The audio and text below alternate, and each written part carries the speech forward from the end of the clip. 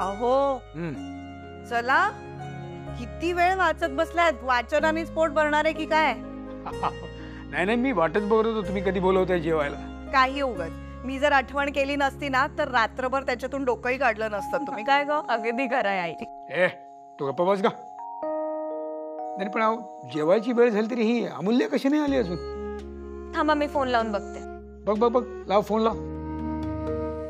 अण्णा अण्णा अण्णा अण्णा, मी आज खूप खूप अगं, खूप काय खूप झालं? खूप खूप खुश आहे. अरे काय झालं काय पण? अण्णा, तुम्हाला जरा सुद्धा आयडिया नाही की तुम्ही किती मोठे आणि फेमस आहात. बापरे, अगं काय झालं काय बघ. सांगते, हा, आधी पाया पडते. काय झालं काय बघ. सगळं सांगते तुमच्या सगळ्यांना.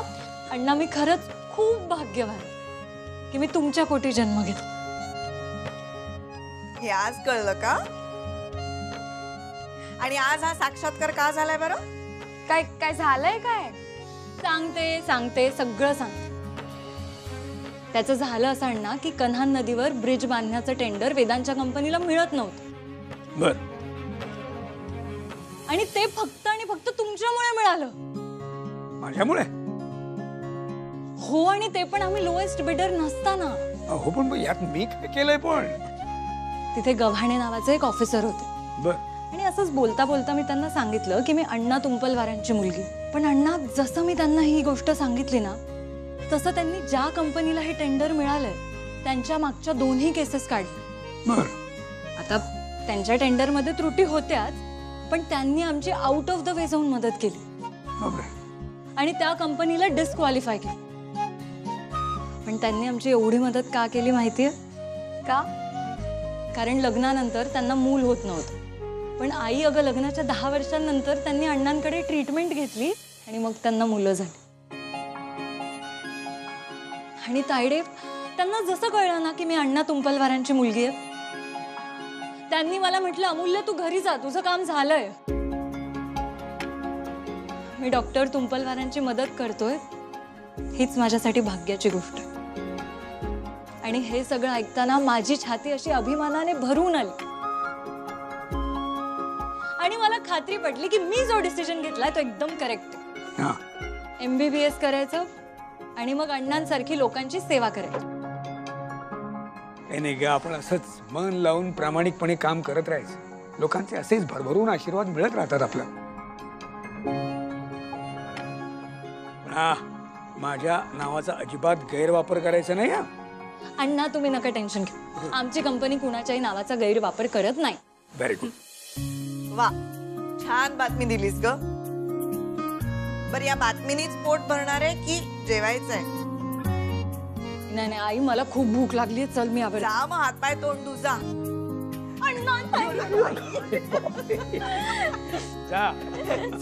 हो. मुली खुश असल्या की छान वाटतं नाही?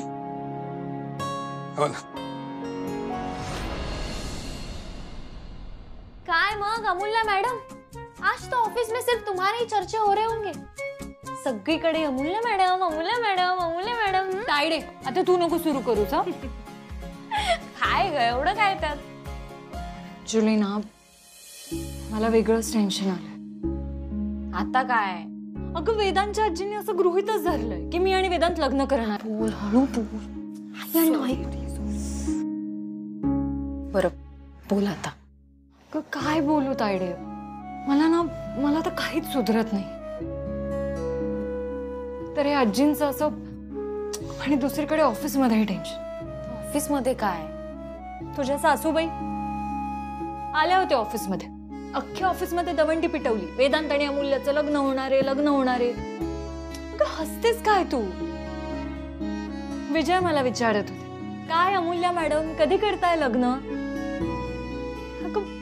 आज त्यांनी मला विचारलं, उद्या दुसरं कोणीतरी विचारे. बरं मग मी काय म्हणते, तू करून टाक ना वेदांशी लग्न. भंकस नको करू जा. सॉरी. मग आता काय ठरवलंयस तू? मला काहीच मार्ग सापडत नाहीये यात. बरं, वेदांतला विचारायला जा तर तोही मस्करी करतो. सॉरी, पण तुझं म्हणजे असं झालंय, अगं अगं मशी मला कुठे नेशी. म्हणजे प्रेम तर करायचंय, पण उगाच आपलं नाही म्हणायचं. ए तायडे, मी काय म्हशीची शेपूट धरून नाही ठेवली हा. आणि काय ग, तू काय तुझ्यासाठी माझा बळी देणार आहेस का? असं कशाला बोलतेस आता? हे बघ, हे सगळं मी फक्त आणि फक्त तुझ्यासाठी केलं होतं. हो, मला सगळं लक्षात आहे आणि आयुष्यभर लक्षात राहील. पण मला काय वाटतं माहितीये का, वेदांत काही एवढा वाईट मुलगा नाहीये. तू करू शकतेस त्याचा जाऊ दे विचार. बरं, मला आहे ना ह्या विषयावर बोलायचंच नाही. सोड, हो, जाऊ दे. हो. नाही. वेडाबाई कुठची. Come in. Sir good morning. Sir बोलवलं तुम्ही मला? हो हो,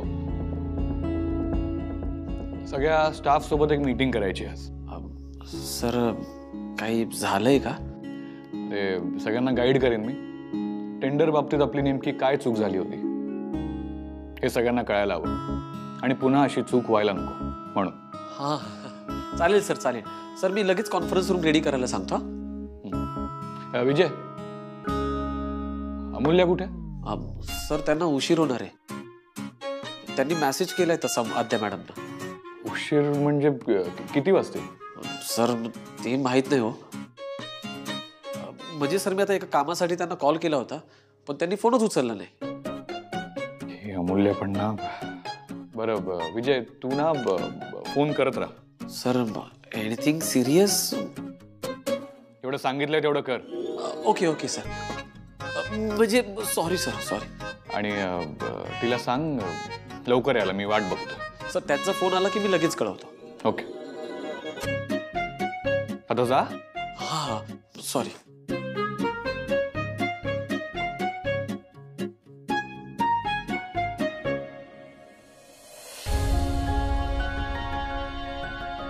अमूल्यामुळे एवढं मोठं टेंडर मिळालं, सो काहीतरी स्पेशल करायला हवं तिच्यासाठी. काय करू? हां, एक काम करतो, तिला एक मस्त ट्रीट देतो. पण कुठे घेऊन जाऊ? कारण तिने पाहिलं नसेल असं नागपुरात काहीच नसेल. मॅडम तुम्हाला समजलं का की कना नदीच्या पुलाचं कॉन्ट्रॅक्ट आपल्याला कसं मिळालं? कसं काय मिळालं? अमूल्यामुळे. काय? हो, अमूल्यामुळे? अमूल्या तुंपलवारमुळे आपल्याला हे कॉन्ट्रॅक्ट मिळालं. हे कॉन्ट्रॅक्ट तिने जवळपास दुसऱ्या कंपनीच्या जबड्यातून सोडवून आणलंय मॅडम. कसं काय शक्य आहे ते? नाही म्हणजे एवढी अक्कल आहे तिला? मी तुम्हाला सांगितलं होतं मॅडम, स्वप्नांचा चुरडा झालेला पुरुष आणि अपमानित झालेली स्त्री अशक्य ही शक्य करून दाखवतात. आता अपमानित स्त्री आणि अमूल्या ह्याचा काय संबंध आहे? तुम्ही तिचा पदोपदी केलेला अपमान तिला आठवत असेल, किंवा ज्याच्यावर तिचं जीवापाड प्रेम आहे, त्याची नाचक्की झालेली, त्याची पिछेहाट झालेली, तिला पावलं नसणार म्हणून तिने केलं असणार. बर, प्रकरण असं आहे तर म्हणून तर ती आपल्या नाकावर टिचून मीटिंगला आली होती. अर्थात मला हे तिचं वागणं फार आवडलं आणि अण्णांची पुण्याई असणार. पुण्याई? त्या साध्या डॉक्टरची काय पुण्याई असणार आहे? इथंच गल्लत होते मॅडम तुमची. तुम्हाला काय म्हणायचंय? ते अण्णा खूप प्रसिद्ध डॉक्टर आहेत का? नाही, ते प्रसिद्ध डॉक्टर आहेत की नाही मला माहीत नाही, पण तो अतिशय सेवाभाव जपणारा माणूस आहे आणि अशांनाच लोक देव मानतात. म्हणजे अलीकडच्या महागाईच्या जगात सुद्धा तो अतिशय नाममात्र शुल्क घेतो पेशंटकडून. मला वाटलं होतं असा साधा डॉक्टर आहे तो. नाही म्हणजे ते. पण असं असेल तर अण्णांची ताकद कमी करण्यासाठी काहीतरी करायला पाहिजे आपल्याला. काय करणार? अण्णांची ताकद कमी करणार म्हणजे काय करणार तुम्ही? त्याचा दवाखाना बंद करणार तुम्ही? पेशंट त्याच्या घरी जातील मॅडम, तो पेशंटला घरी तपासेल. त्याच्यापेक्षा अमूल्याचं ऑफिसला जाणं बंद झालं तर काय होईल याचा विचार करा. कम इन. सर काय झालं? किती फोन? तुम्ही फोन करताय, विजय फोन करताय, मला काळजी वाटत होती. काय झालं? अमूल्य, तुला विजयने सांगितलं नाही मीटिंग बद्दल? सांगितलं. बरं, ते मीटिंगचं बघू आपण थोड्या वेळात. म्हणजे तुम्ही मला एवढे फोन मीटिंगसाठी करत नव्हता? ऍक्च्युली नाही. बस ना. आणि मला सांग, तुला काय आवडतं? काय आवडतं म्हणजे? एक मिनिट, तू काय मला गिफ्ट देणार आहेस का? हा म्हणजे हो तर तू तसंही समजू शकतेस, पण सांग ना काय आवडतं तुला? विमान. मला विमान खूप आवडतं.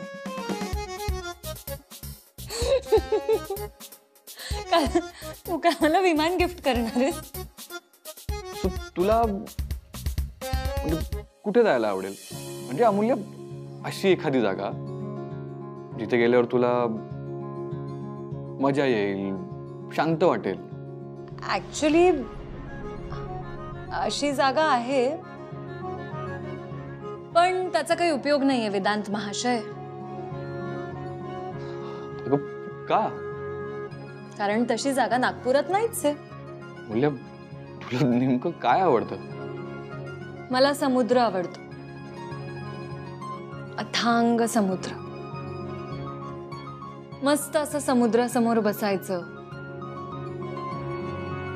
शांतपणे त्याच्याकडे बघत राहायचं. खूप आवडतं मला. समुद्राच्या लाटांची ना, त्या लाटांच्या आवाजाची एक वेगळीच गंमत आहे. म्हणजे आपण दुःखी असलो, अपसेट असलो, तेव्हा त्या लाटांचा आवाज ऐकला ना की आपोआप आपल्याला असं शांत वाटायला लागतं. आणि आपण जेव्हा सुखी असलो, आनंदी असलो, तेव्हा त्या लाटांचा आवाज ऐकून आपण आणखी आनंदी वाटतो.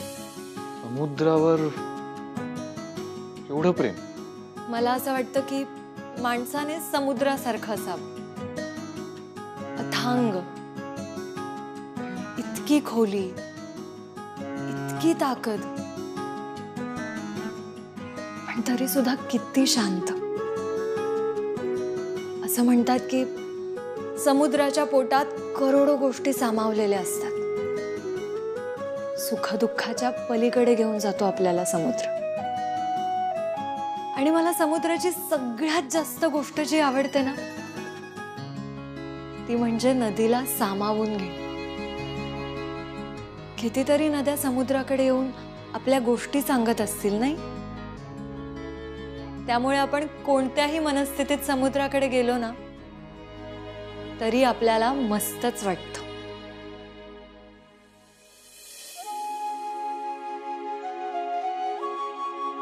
सॉरी, मी खूप बोलून गेले का? बरं, तू मला का विचारत होतास की मला काय आवडतं? मी ना सहज सहज. अमूल्य, चल मीटिंग स्टार्ट करायची. तू एक काम कर, विजयला सांग सगळ्यांना बोलवून घ्यायला. ओके.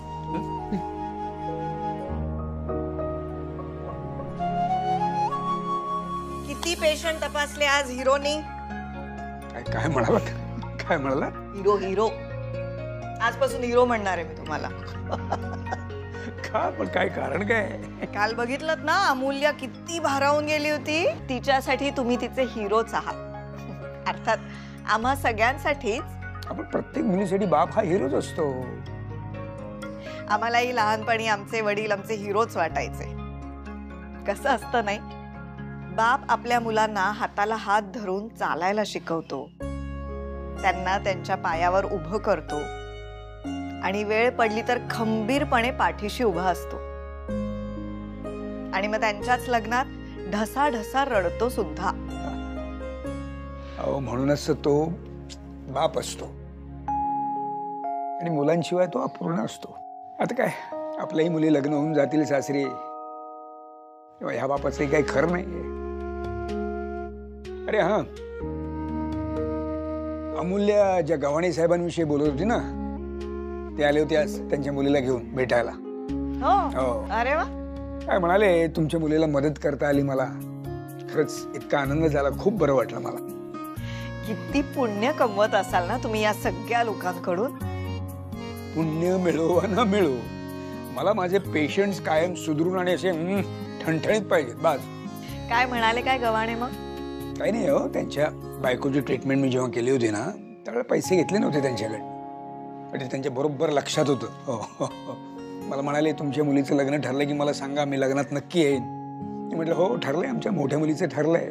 तर म्हणाले तारीख ठरली की मला सांगा, घरचं लग्न समजून मी येणार. अरे वा, पण मग नक्की सांगा त्यांना. हो म्हणजे काय, अर्थात सांगणार. बर, आपण पाहुण्यांची यादी अजून केलेली नाहीये बरं का? हो का, नाही केली? मग करायला हवी, आणि कुणी राहता कामा नये, लक्षात ठेवा. करायला पाहिजे म्हणजे तुम्ही वेळ काढायला नको, आपण दोघांनी मिळून करायला हवी. मग काढणार वेळ कधी? आज रात्री बसून काढूया. पण आता टेंडर मिळाला ना आपल्याला. अरे हो, पण सरांनी सगळ्यांना समजावून सांगितलं, कारण अशी चूक पुन्हा होऊ नये म्हणून. अरे काय गप्पा मारत बसले तुम्ही लोक, जरा काम करा. अहो कामाचंच बोलत होतो. असं उभं राहून जातो मी जातो. तुम्ही काळजी करू नका. अरे अरे मी काळजी नाही करते, तुम्ही करा. सर ओरडू नये म्हणून बोलतोय मी. बरं अमूल्य मॅडमला बघितलं का? अमूल्य मॅडम हो, त्या कॅफेटेरियामध्ये गेल्या होत्या. बरं ठीक आहे. अमूल्य मॅडम, एक बोलायचं होतं. खूप मोठं काम केलंय तुम्ही, खरंच. अहो कोणालाच जमलं नसतं ते काम तुम्ही करून दाखवलंय. विजय विजय बस. काय हो तुम्ही अशा कधीच कोणत्याच गोष्टीचं क्रेडिट घेत नाही का बरं असं? आपल्या कंपनीला हे टेंडर मिळालं ह्याचं सगळं क्रेडिट फक्त आणि फक्त अण्णांना जातं. ते ऑफिसर अण्णांच्या ओळखीचं नसते ना, तर आपल्याला हे टेंडर मिळालंच नसतं. अच्छा असं. पण वेदांत सर खुश झाले ना? हो. अमूल्य मॅडम, एक सांगू का, म्हणजे तुम्हाला राग येणार नसेल तर. काय झालं बोला. तुम्ही ना वेदांत सरांना खूप छान कॉम्प्लिमेंट करता. म्हणजे तुम्ही ना एकदम परफेक्ट मॅच आहात एकमेकांसाठी. ते काय म्हणतात ना, ते लग्नाच्या गाठी स्वर्गात बांधल्या जातात, ते खरं आहे. तुमच्या दोघांकडे बघितलं ना की मला पटतं ते. आता तुमचं आणि वेदांत सरांचं लवकरच लग्न होईल. मला खरंच खूप भारी वाटतंय बघा. विजय, सगळं दिसतं तसं नसतं. म्हणजे मी काय तुम्हाला सांगू नाही शकणार, पण तेच जसं दिसतं तसं नसतं. आता यात पण अजून सस्पेन्स आहे का? काही सस्पेन्स नाहीये. चला निघूयात आपण. ह्या सगळ्यामध्ये ना विजय, फक्त मला अभ्यासाला वेळ मिळत नाही. खूप टेन्शन आलंय हो. माझ्या ना परीक्षा आहे, आणि त्यात जर मला चांगले मार्क नाही मिळाले ना, अण्णा मला हा जॉब सोडायला लावतो. नको, तुम्ही जा घरी जाऊन अभ्यास करा हवा तर. चला.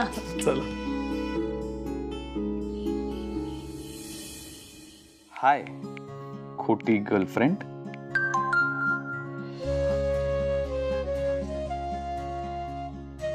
हॅलो खोटा बॉयफ्रेंड. काही नाही, फक्त एक सांगायचं होतं. तुझी समुद्राबद्दलची मतं, समुद्राबद्दलचं प्रेम कमाल आहे. समुद्राबद्दल बोलताना तू कवी झाली होतीस.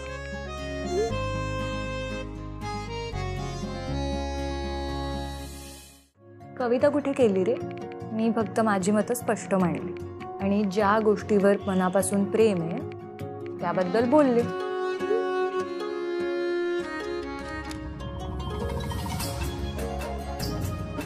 जे काही बोललीस ते छान बोललीस, हेच सांगायला मेसेज केला. समुद्राने तुला पण भुरळ घातली म्हणायची.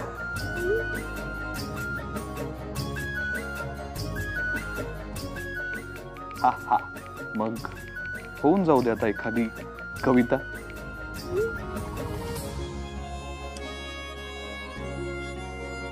आता मी बायोकेमिस्ट्रीचा अभ्यास करते, त्यात कविता करायला चान्स नाही. सॉरी सॉरी बाय, आता मला अभ्यास करायचा आहे.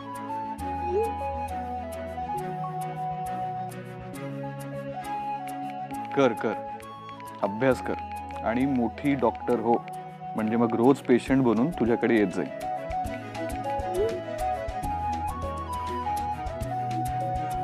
Vedanta, what is wrong with you? तू असं का बोलतोयस? मला खरं खरं सांग, तू प्रेमात वगैरे पडला नाही आहेस ना माझ्या?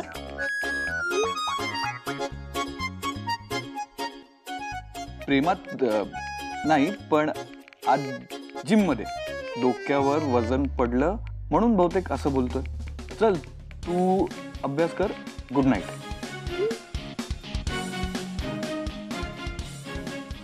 Good night.